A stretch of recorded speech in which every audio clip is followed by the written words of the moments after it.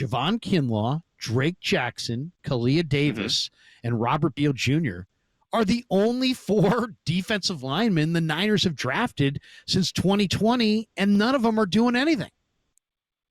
Yeah, and you look at the whole approach with the defensive line, and when Lynch and Shanahan came in, they talked about the emphasis on the D-line. And I always thought, as most fans do, that, okay, they're going to draft and develop. But they haven't drafted there at all, really, since 2020, and you just talked about the names. And when you look at what happened even with those 4 guys, so Davis and Beal, they're late-round picks. There's not high expectations there. But Javon Kinlaw is brought in to replace DeForest Buckner. That doesn't work out, and now you have a snowball effect. You got to go out and sign Javon Hargrave, give him $40 million guaranteed over 2 years. That doesn't work, and now they're moving on from him. Drake Jackson, second rounder. You hope he's going to bookend Nick Bosa. That doesn't work. You have to trade for Chase Young. That doesn't work, and that led to what was really a Band-Aid approach going into last season. And you look at the way that they approached the defensive line. They said, okay, we have to. Eric Armstead is moving on. He's gotten older. We got to revamp this thing. And they did it the way that you don't do it, and that is solely through free agency. They bring in Jordan Elliott. They bring in Leonard Floyd, who had a decent year. They trade for Malik Collins.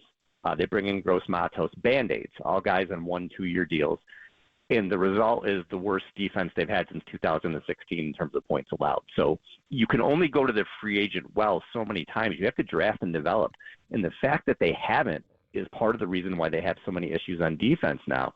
And everybody's looking at the Eagles because they just won the Super Bowl. Well, how did the Eagles build their team? Well, yeah, the Eagles have stars everywhere, but the Eagles have 6 defensive linemen that they drafted in 2021 that played a huge part in that Super Bowl. 6. Draft and develop, and that's how they were able to put the pressure on Kansas City with that front 4. So the Niners have to go back to that, and they really have to start with this draft because they're at a crossroads roster-wise. And again, they have to start building from the inside out as opposed to, taking your Danny Grays and your running backs, TDP and Trey Sermon and all these other second and third round picks that they wasted, Cam Latu, Jake Moody. They have to start going back from building from the inside out. No, and you just laid that out perfect. I completely agree. And you talk about this year. I mean, Leonard Floyd, Malik Collins, Jordan Elliott, Yetur Gross-Matos. Individually, I don't really have a problem with any of the signings. But as you said, the result was the Niners' defense this year was horrible.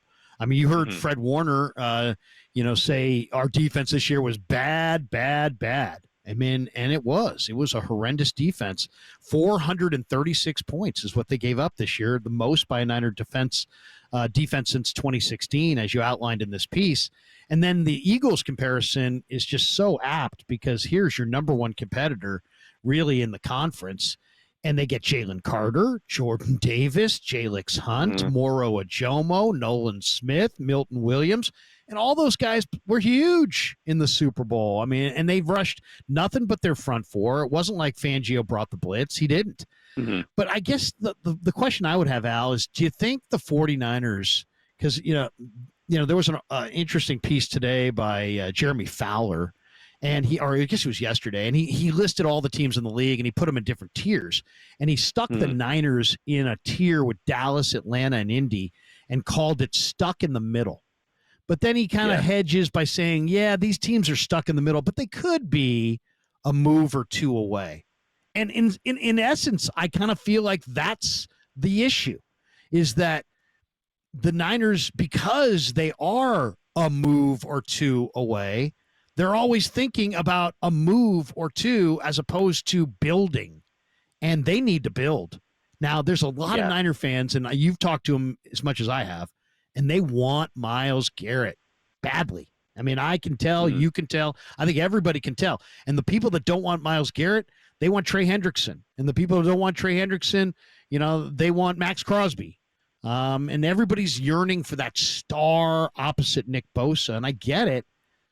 But Al, the more I look at this draft and the more I look at how this whole thing could shake out, I don't think the Niners ought to go in that direction. I think that ship's kind of sailed. They tried it with Hargrave. It didn't work.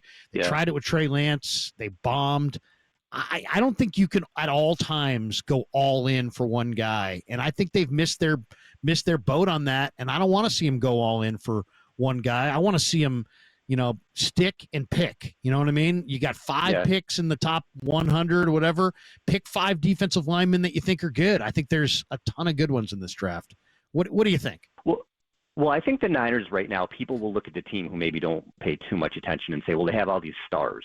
Well, they're very top heavy and they have these stars, but I don't necessarily think they have a good overall team. And I'll say what I mean. Explain what I mean. When you look at the defense, let's look at the starters who we expect to come back as of right now. Obviously, free agency and the draft have to happen. But you look at the starting defensive line. You have Nick Bosa, probably Malik Collins, and then who? You need a defensive end. You need a defensive tackle. You need probably a couple more defensive linemen. You look at the linebackers. You have Fred Warner, and then who? You need another linebacker. You have Dre Winters, who I like in the base, but I don't necessarily think he's ready to be the second linebacker to replace Greenlaw. You have Green and Lenore at corners. Great. Who's the third corner and nickel? Who's the fourth corner in case of an injury? They need 2 corners there. Safety. You have Mustafa. Everybody's excited about him. Who are your other safeties? Jerry Brown didn't really work out last year. So they have these names on defense, Bosa, Lenore, Warner, but as a whole defense, it's really only, 3, 4, 5 guys that you're like, okay, we trust these guys. They need more players. And the same thing on offense. They need a center. They need a guard. Anything you get out of Brandon Ayuk is a plus. They need another wide receiver. Christian McCaffrey is going to be 29 coming off a major injury. They probably need another running back, even though you have George Kittle and Brock Purdy and McCaffrey and Trent Williams. You have the stars, but you have to build a whole team around them. When I look at this roster, it's a little scary because I feel like they need so much. And, yeah, it can go that way where they add a few impact players and they're back to being a playoff team. But look at the drafts they've had from 2021 through 2023. Other than Purdy and Lenore, there's nobody there that is helping them now. A lot of those, Hufanga was a good pick, but he's probably not going to be there. So until they start hitting on these drafts and getting these guys in here long term for this next window, they're going to have problems and they're going to be a middling team. And this is a huge offseason, and I really think they're at a crossroads. I saw, there were people suggesting the Niners ought to trade up in this draft. I think Matt Barrows might have had some kind of a note or maybe in his mailbag, he was like, hey, I think he might have asked the question, is there a guy that you would trade up for? Maybe the question was asked to Maddie, and Maddie came back with, well, Mason Graham, from Michigan, which makes sense. He's the highest rated defensive tackle in this draft. And a lot of people think he's a kind of a Justin Smith type player. Who could just be a dominating player. And Niner fans who remember Justin Smith are like, yeah, absolutely. Add Justin Smith in his prime. That would be amazing. But, it's once again, I kind of feel like don't look at the guys in the first round, look at the guys in the third round, look, and maybe the plan shouldn't be to trade up, but maybe the plan should be try to trade back, from 11. I mean, you're at 11, but maybe you trade back 2 or 3 times and you get a pick in the 20s. Maybe you start with a Walter Nolan or a Kenneth Grant or I don't know, maybe a defensive tackle that you like or a defensive end that you like, and then accumulate more picks. I know it's been a familiar refrain to hear Niner fans go, well, they don't need 11 draft picks. And if you go through their roster, you're right. They don't need 11 draft picks. They probably need 13. Or 14, and I know people have used that line as a way of saying, well, we don't need all these picks, but I don't think the roster now is particularly deep. I think I think they need their Bill Walsh 1986 draft. They tried to trade, Bill traded up for Jerry in 85, but then he came back in 86 and he traded back. I think his first pick was Larry Roberts, and he wound up with like 9 starters or 8 starters or whatever it was, Fagan and Haley and Wallace and Rathman and Griffin. I mean, that is why the Niners went to the Super Bowl in 88, 89, and the NFC Championship game in 90. Because of that core that they drafted in that 86 draft. I kind of think that's what they need this year is they need their version of the 86 draft. Yeah, I agree with that. They just have to get a lot more bodies in there and a lot more impact players. One thing that kind of makes me scratch my head, Eric Armstead, Deebo Samuel, I know these guys are, towards the end in terms of what they were, and it's probably the right time for the Niners to move on from Armstead last year and Deebo this year. I totally understand that. But people kind of clamoring to move on from them. You just don't replace guys like that, guys that are that good in their prime, and especially when you look at the playoffs. the Niners were such a good playoff team. I remember when Eric Armstead moved on, people were looking at Malik Collins. I saw a bunch of things that said, "Oh, look, the stats are similar." I said to myself, "Are you kidding me? Like, do you people watch Eric Armstead play? How dominant he could be when he's healthy and on? And you look at someone like Armstead; he had 8 sacks in the playoffs. 8. He was a major reason why the Niners won games in the postseason. Those guys are hard to replace.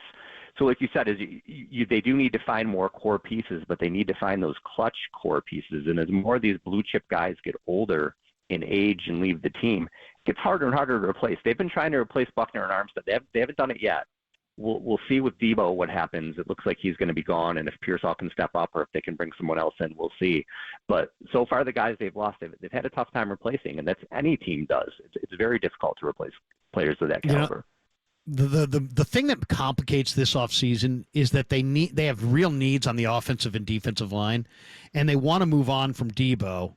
And it's interesting, a lot of Niner fans are like, "Oh, you can't move Debo for anything less than a third." The reason that you can't get a third is also the reason why they're moving on. You know what I mean? They're moving. If the guy was worthy of a third, they probably would figure out a way to keep him. But the fact of the matter is his game has fallen through the floorboards. And, and if you look at players that run through you, like Debo runs through guys, you're done by 28. You're done by 29. Yeah. There's only one John Riggins. You know what I mean? It's like most of the guys who run through you, Earl Campbell on down, they're 4 or 5 year runs at the top, and then it's over. Tim Kawakami says that Debo, he thinks, is 20 pounds overweight. He put out that picture of himself in an Eagles jersey Super Bowl week, and he had the big boiler. So it's pretty obvious they're moving on. And who knows? Lynch made it seem like they may trade him, but, there's also the idea that they may release him.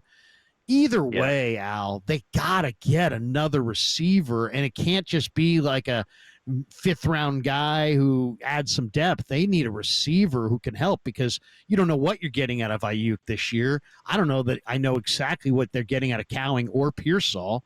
I think JJ's JJ. He's going to do what he does, which is plenty, but they got to have another guy. So assuming Debo is out the door, what receiver are you interested in to bring in the door? Because they got to have somebody.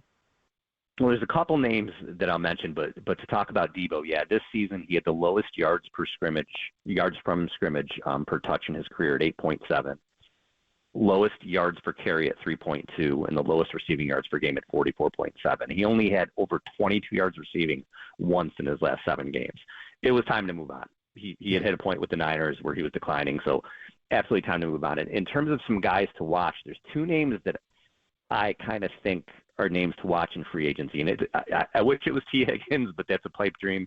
They're not going to pay $30 million a year for another receiver. It's not going to happen with Purdy's contract. But Amari Cooper was a guy they were interested in when they were looking to trade Ayuk last offseason.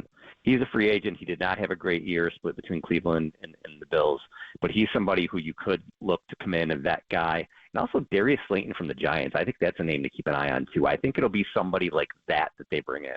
That receiver 1-year deal that's just sort of a placeholder to kind of see what they have in Ayuk and also how Pearsall responds in his second season. But I wouldn't get too excited in terms of I guess Amari Cooper's a big name, but he's past his prime. But it's not going to be somebody like T. Higgins. It'll be more like Cooper or Slayton or somebody of that ilk. What happened to Cooper? What happened to Amari Cooper in Buffalo? I mean, he went there, and at the deadline, I was like, "Wow, man!" Buffalo added Amari Cooper, and man, that could be the final piece to their puzzle. That might get him past Kansas City, and then he went to Buffalo, and he just was pretty ordinary. I mean, Khalil Shakir was significantly more important to them than Amari Cooper. What is Cooper done? I mean, he also dropped the ball. He had a high percentage drop rate, which is really unlike him. He's been a pretty consistent receiver in his career, but he had a 15.4% drop percentage this year. Yeah, I got the impression, and I do watch a lot of Bills games. I'm an East Coast guy. I got the impression that he never really got comfortable there. And sometimes that happens with in-season trades with receivers. It's tough to get chemistry. It's tough to get used to the offense. You'll have your Emmanuel Sanders who come over and do great, but a lot of these other guys, they'll get traded, and it's sort of a lost second half of the season or whatever. I feel like that's what happened to him. Now, do I think he's on the downside of his career? Probably. But he's still someone, if you get him in in the off-season training camp, I think he can be productive for you. Again, on a one-year type deal, a placeholder type thing. He's not somebody I'm going to sign for 3 or 4 years, but he's somebody that I think can still come in for 1 year and be effective. But you look at the free agent wide receivers, I mean, that's kind of what you're talking about other than T. Higgins. You have Stephon Diggs coming off a major knee injury. You don't know what you're going to get out of him, you know, and it's guys like that. Chris Godwin's out there. He's probably going to be expensive.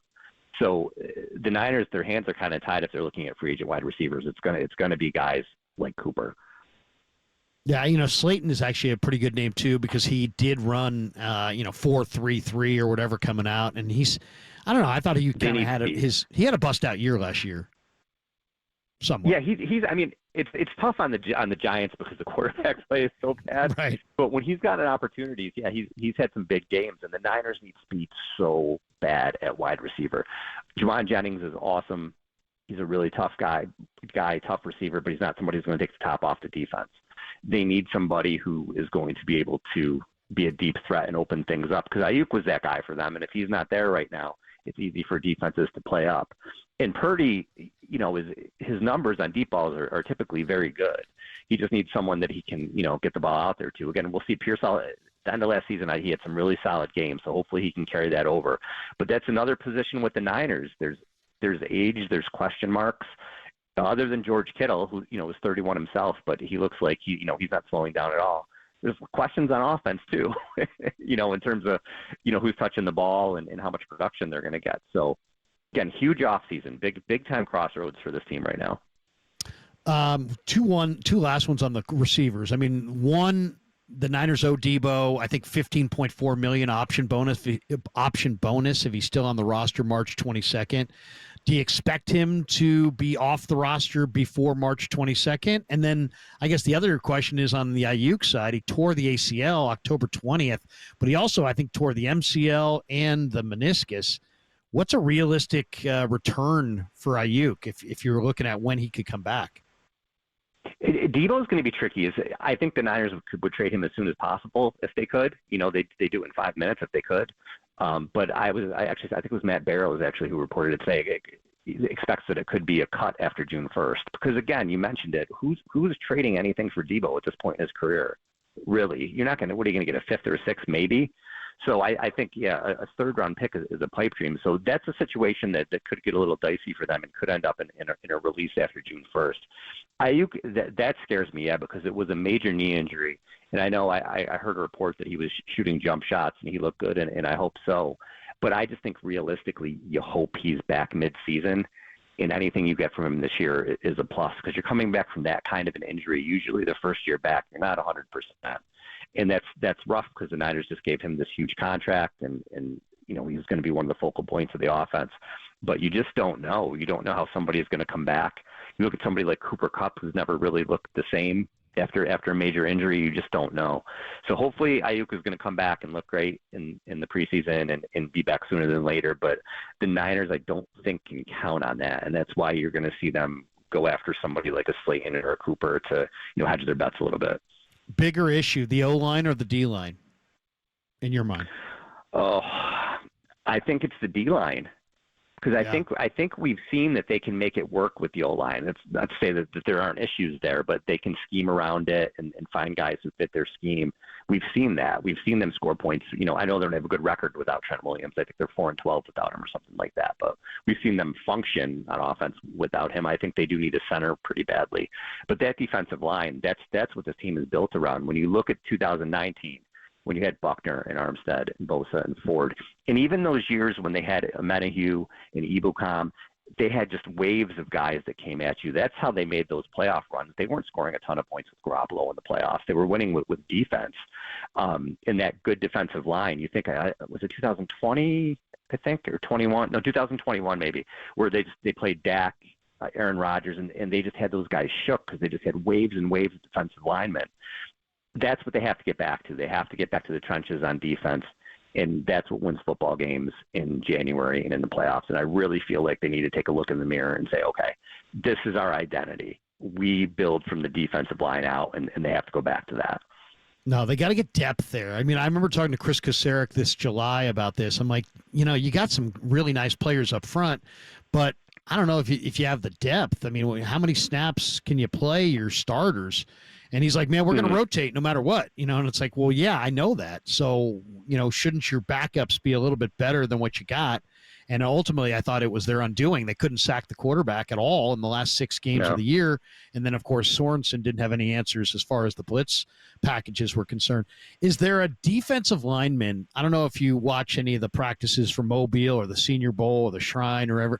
Is there a defensive lineman that you love in this draft, either an end or a tackle? I love the Nebraska combination, the Ty Robinson, or Nash Hutmacher inside, and I love that kid from the former Cal Bear who went to UCLA this year, Oladejo, as off the edge. I thought all 3 of those guys looked amazing to me in the practices leading up to the All-Star games. Is there a defensive lineman that you're like, you know what, I'd love to see that guy in the Niner uniform this year?